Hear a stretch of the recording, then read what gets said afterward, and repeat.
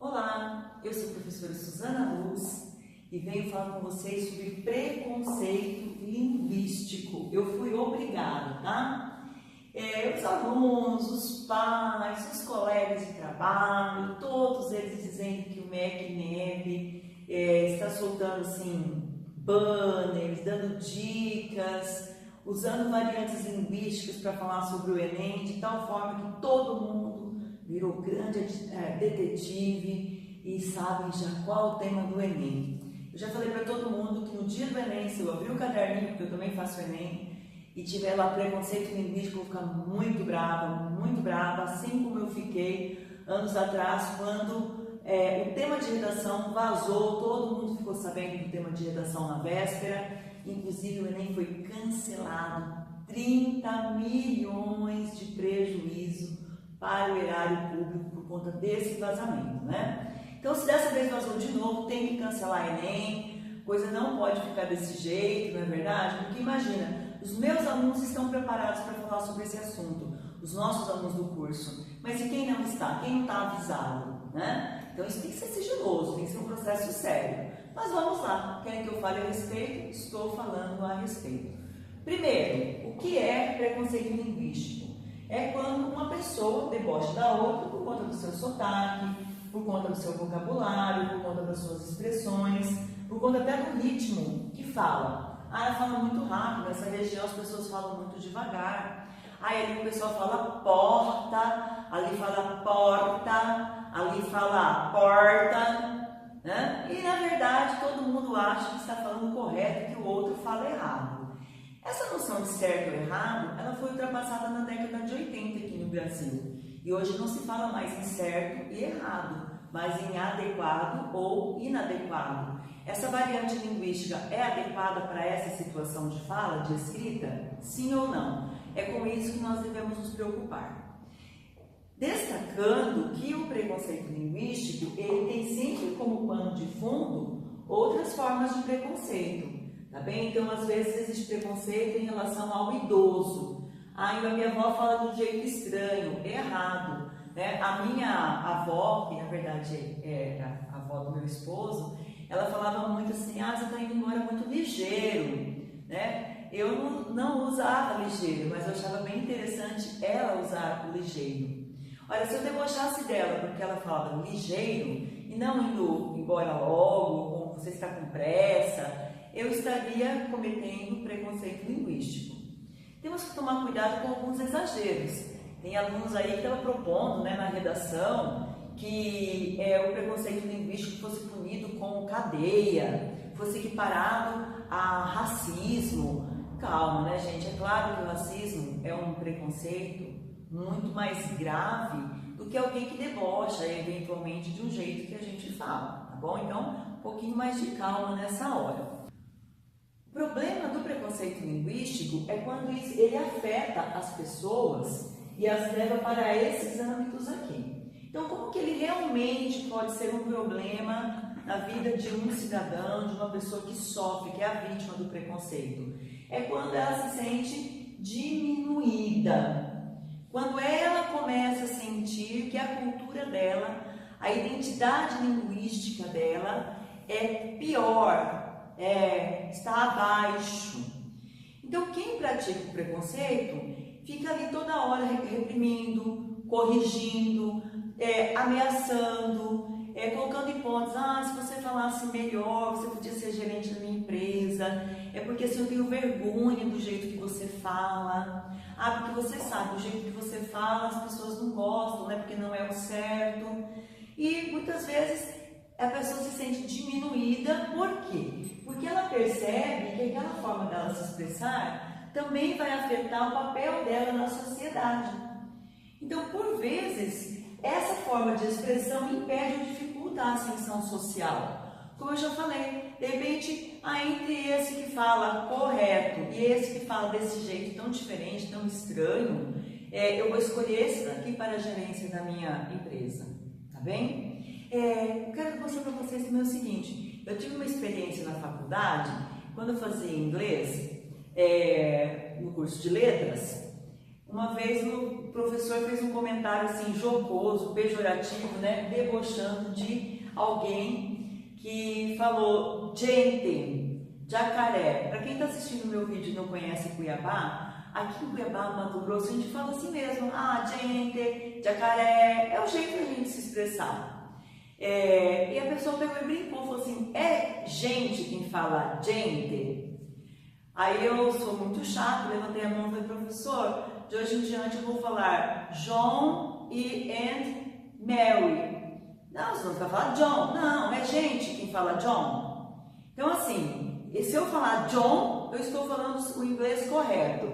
Mas se eu falar jacaré, se eu falar gente, aí eu não sou gente. É preconceito linguístico, tá bom? E aí virou aquele desconforto e tudo mais. Enfim, eu não gosto que ninguém deboche do jeito dos cuiabanos falarem. Meus filhos são cuiabanos, eu sou cuiabana. Não gosto, não fico muito confortável. E no âmbito político também, porque afeta a representatividade. Então eu vejo às vezes as pessoas dizendo isso, mas eu vou votar no fulano, ele não sabe nem falar. Tudo bem, talvez ele não saiba falar, mas vai ser um bom prefeito, um bom vereador, um bom deputado, desde que ele desenvolva um bom trabalho como parlamentar, como executivo, né? Não é ele mesmo que vai escrever, são seus assessores, né? Então isso não pode afetar a representatividade. Quando eu deixo de gostar de um professor, da aula que ele dá, do conteúdo que ele ministra, pela variante que ele usa, eu estou praticando preconceito linguístico, tá? E pode também criar uma barreira entre as regiões. De novo, meus alunos exageraram, dizendo assim que as pessoas do Sul querem mudar a forma de falar das pessoas do Nordeste. Isso não é verdade. Eu falei para ele, prove para mim. Mostre uma notícia, mostre uma reportagem, mostre um projeto de lei, mostre uma prova para mim de que isso é verdade. O que acontece é que realmente, se eu, Suzana, que moro aqui no Mato Grosso, pego um avião, vou lá para o Nordeste, e lá eles falam de uma forma diferente, existe um estranhamento. Isso não significa que eu queira mudar a forma que as pessoas falam, né? Outros alunos escreveram que a cidade de São Paulo odeia o jeito de falar dos nordestinos. Não é verdade.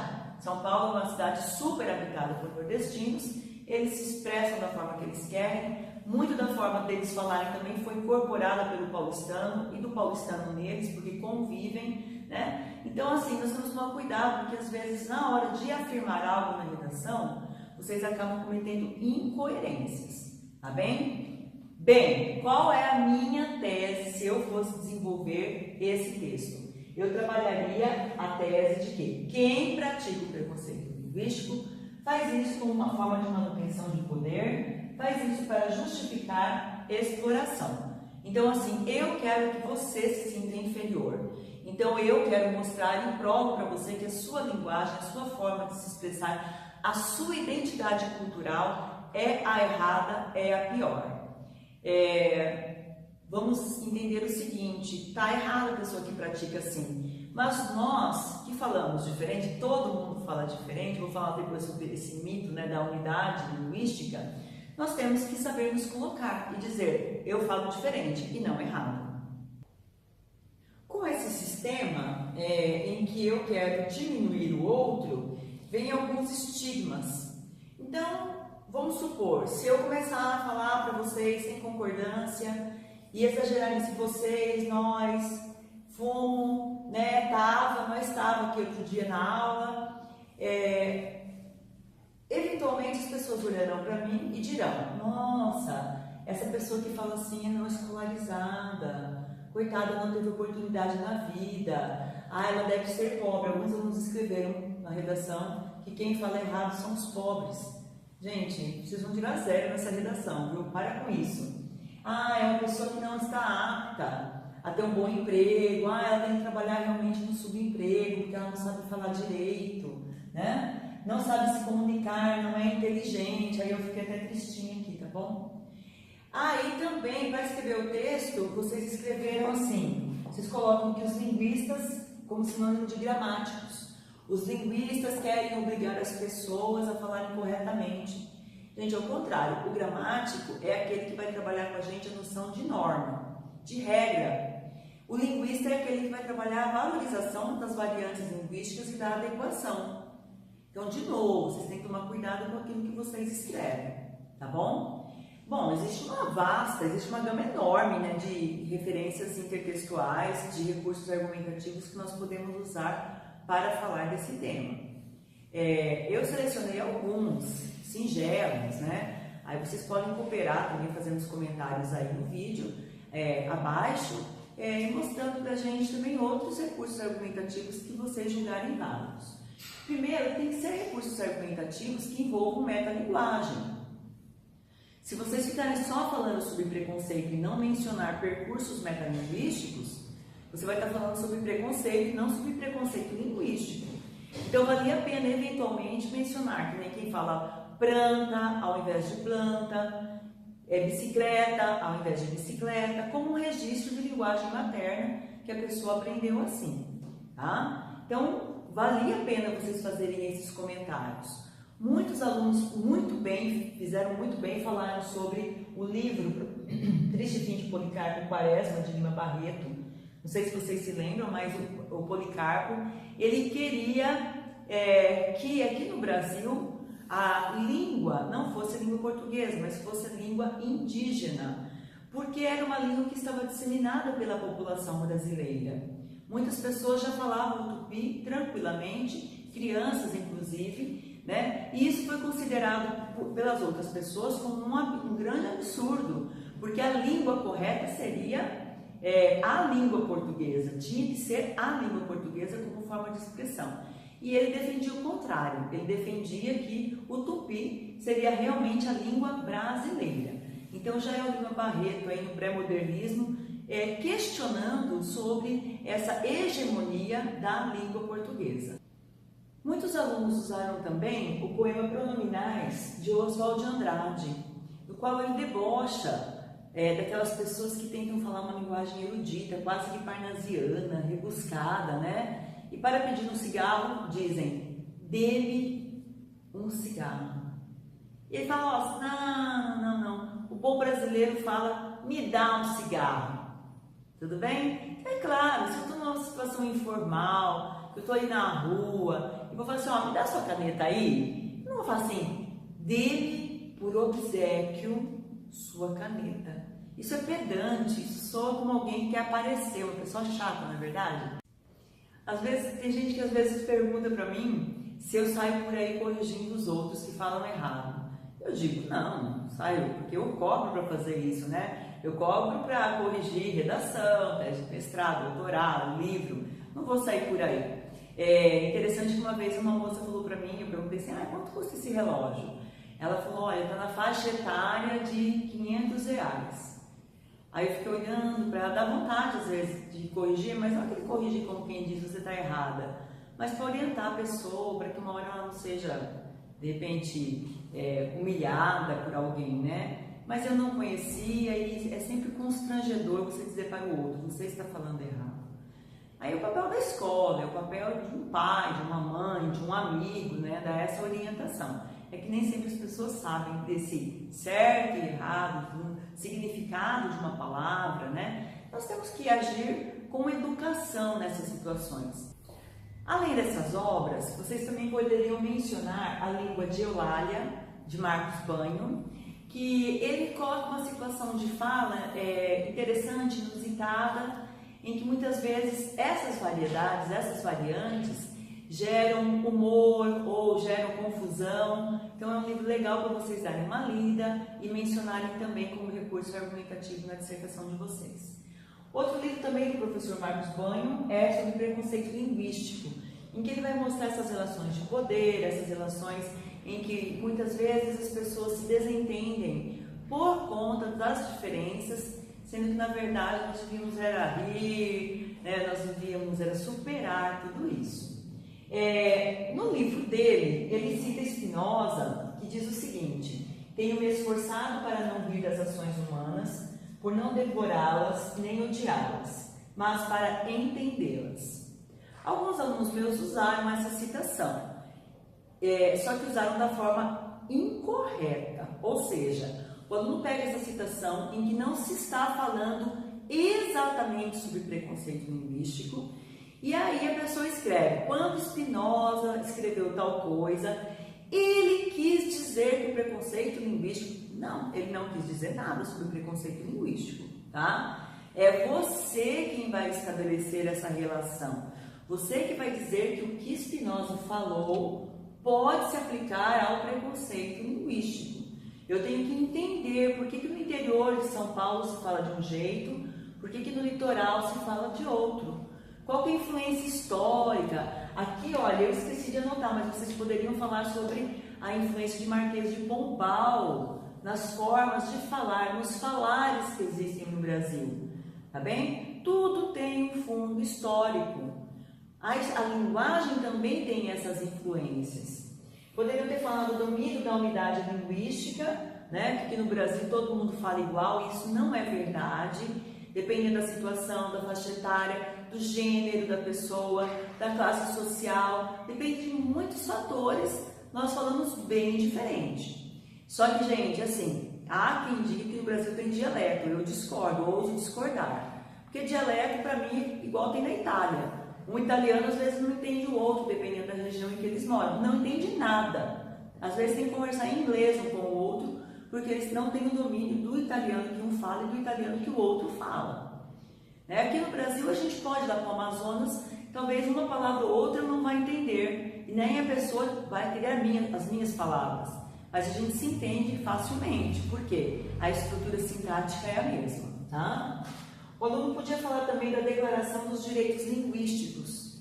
É um tratado de 91, em que é proibido, né, que uma nação, por exemplo, que explore a outra, ou que domine a outra, proíba a dominada de usar o seu próprio idioma, tá bem? Então, são tratados que dizem o seguinte: o governo brasileiro, o governo federal, não pode chegar numa tribo e obrigar aquela tribo a falar em língua portuguesa. Por quê? Porque aquela é a marca daquela tribo, é o traço cultural daquela tribo.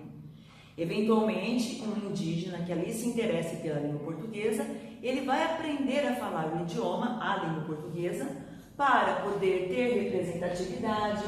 Agora estamos felizes, né, porque uma indígena foi eleita como deputada federal, né, isso é muito interessante, fazia muito tempo que isso não acontecia, né, então palmas para ela. Certamente ela domina a língua portuguesa e vai representar o seu povo, sua etnia, utilizando essa segunda língua, que para ela é uma segunda língua. É como quando nós aprendemos a falar inglês, francês, italiano, espanhol. Tudo bem? Ela aprendeu a falar a língua portuguesa sem deixar de usar o seu próprio idioma. Nós temos a língua brasileira de sinais, né? Libras. Então também é uma outra língua que existe dentro do nosso próprio. Isso não é a mesma coisa que variações, né? Alguém chamar a palavra, por exemplo, rapariga, tem conotações diferentes dependendo se você está no sul ou no norte do país, tá bom? Aí chegou o grande momento, né? Porque o terror dos alunos é a tal da proposta de intervenção, o momento de dar a solução para o problema. Primeiro que eu quero puxar a orelha de uns alunos. Sabe o que eles conseguiram escrever? Que para não ter mais o preconceito linguístico, as escolas tinham que ensinar mais e melhor a norma culta. Aí todo mundo falaria de um jeito só e acabaria o preconceito. Ah, não é ótimo? Aí eu virei para eles e perguntei, qual a sua religião? Ah, eu sou espírita. Ok. Que tal se eu fizesse a seguinte proposta interventiva? Todo mundo devia virar católico. Aí não haveria preconceito religioso. Olha só que ótimo. É ótimo isso? Não, professora, eu não gostei, porque eu sou espírita. Eu falei, pois é, mas você não propôs que todo mundo falasse em norma culta? Assim não teria mais preconceito linguístico? Não deu certo, né, prof? Não deu certo. Tem que tomar cuidado com aquilo que vai dizer. Lembrar também, a proposta interventiva não cai do céu. Ela não é um prego que você finca, tá bem? Vai lá e... Não. Essas propostas aqui teriam que estar interligadas, ligadas a um projeto de texto, a uma problematização, a uma tese, ó, de trás para frente, que justificasse eu eu propor essas soluções. Então não vão pensando assim, eu vou decorar umas soluções aí e jogo lá na hora. Porque tem aluno exatamente que conduz o texto para uma linha até a linha 23, Da linha 24 em diante, ele descamba para o outro lado que você fala da onde que ele tirou essa proposta interventiva, tá? Então, tomem cuidado. Então, eu coloquei algumas coisas aqui, né? Então, o Ministério da Cultura, que seria o agente, aí vem os verbos que indicam ação. Promova o quê? Com urgência, a reforma do Museu da Língua Portuguesa, que também pegou fogo, né? Virou moda aqui no Brasil, os museus não serem bem cuidados, bem tratados, né? Os governos atuais e os governos passados aí simplesmente viraram as costas para os museus, né? Nós temos muito tempo que você não vê uma reforma realmente, um cuidado, né? Até a professora Ana Carolina trabalhou com essa temática no simulado do pessoal da quinta-feira, que foi falar sobre economia criativa, economia voltada para as artes, né? Por quê? Porque o poder público virou as costas para essa situação. Também eu coloco como proposta que o Ministério da Cultura promova mostras itinerantes no Museu da Língua Portuguesa. Porque, por exemplo, eu já fui 2, 3 vezes no Museu da Língua Portuguesa. Já cheguei a pegar avião aqui para ir lá ver determinada mostra. Agora, em sala de aula, quando eu pergunto quem aqui já foi a São Paulo, um monte de gente levanta a mão. Aí eu pergunto quem já foi ao Museu da Língua Portuguesa. Aí fica um com a mão levantada, 2... Porque as pessoas viajam, mas não vão em museus, né? Que é uma pena. Tem que ter essa cultura de conhecer, de entender. Não é só shopping, não é só balada. O museu também enriquece a pessoa, né? Vamos acordar, gente, vamos acordar. Tá bem? Então, o Museu da Língua Portuguesa ele é totalmente tecnológico, totalmente touch, totalmente de exposição, totalmente de softwares. Então, nada impede que, de repente, ele saia, o Museu da Língua Portuguesa, nessa parte de tecnologia, saia por outros estados, por outras cidades. Na verdade, vocês podem propor que cada estado, cada grande núcleo, grande aglomerado urbano, tenha o seu Museu da Língua Portuguesa com essas intervenções, sabe? É uma coisa brilhosa, chamativa, a criançada gosta. Você vai no Museu da Língua Portuguesa, tem lá ônibus e ônibus e ônibus de crianças lá, e leem, e acham engraçado, e cantam. Ora, ir ao museu é legal, né? Nós temos só que cultivar essa prática. Coloquei também lançar canais de TV, internet e rádio que explorem e valorizem as variantes regionais, as variantes de grupos, de faixas etárias. Então também isso seria super legal, né? Então, assim como tem lá do MEC a hora do Enem, pode ter a hora das variantes linguísticas, a hora do jeito de falar do povo brasileiro, né? Em que se explore realmente esses falares, essas variações. E nós teríamos até um enriquecimento próprio, né? Porque sempre saber mais sobre uma outra região, sobre o nosso povo, é algo interessante. Bom, do Ministério da Educação, continuar o ensino da norma culta, né? Mas não como única forma, como a correta forma de expressão. Porque quando eu falo que ela é a correta, eu estou dizendo que as outras são incorretas. E isso é preconceito linguístico. Escolher livros de leitura obrigatória para toda a rede pública, nos quais haja registro com variância. O que é registro? A forma como está escrito, né? Então, ali, de repente, eu vou colocar, assim, personagens que usem expressões, um vocabulário, né? Traga até, assim, o folclore, aquilo que as pessoas gostam de comer. Aqui em Cuiabá, a gente, por exemplo, fala, não vale mais que um piqui-ruído. É assim que é a expressão, né? Vale igual um piqui-ruído. Você sabe o que é pequi? Então, não sabe, né? Então, de repente, a culinária também vai influenciar nas expressões. É como se eu falasse assim, um caroço de azeitona, não vale mais que um caroço de azeitona roído. O que você faz com um caroço de azeitona que já está roído? Você joga fora. Ele não serve como semente, ele não serve como nada. Então, cada região tem a sua expressão, né? E de repente, se os livros trazem essas expressões, a gente aumenta o vocabulário, enriquece a própria pessoa. Reforçar aos professores a determinação dos programas curriculares nacionais e da Base Nacional Curricular Comum, que determina, já hoje, orienta os professores ao estudo das variantes linguísticas. Os alunos colocaram isso como se fosse a maior novidade, como se isso nunca tivesse existido na face da terra brasileira. Eu falei, mas vem cá, vocês não se lembram, quando vocês estavam 7ª, 8ª série, 9º ano, o tanto de poema com variantes linguísticas que tinha dentro dos livros? Eu não lembro de você estudando autores gauchescos, autores de Minas, autores do Nordeste, né? Então isso já é feito. Então se você vai propor, tem que reforçar. Não assim, instituir. Vocês colocaram como se isso não existisse nas escolas. Tanto existe que na prova do Enem vocês têm sempre 10, 12 questões com variantes linguísticas. É o exame do ensino médio.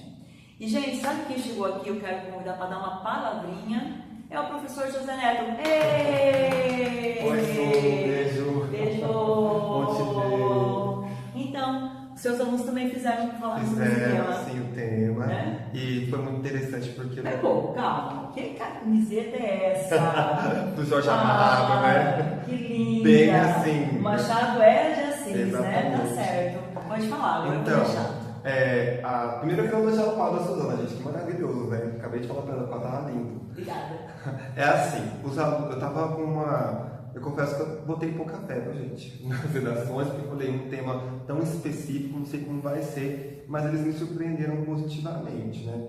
Então, assim, eu tive alguns comportamentos muito interessantes, porque você falou quase igual um linguista, que parabéns! Analisando toda a questão da variação, acho que eles trabalharam um pouco com as variações sociais, trabalharam mais a questão da variação regional, e teve alguns comportamentos, assim, um pouco interessantes.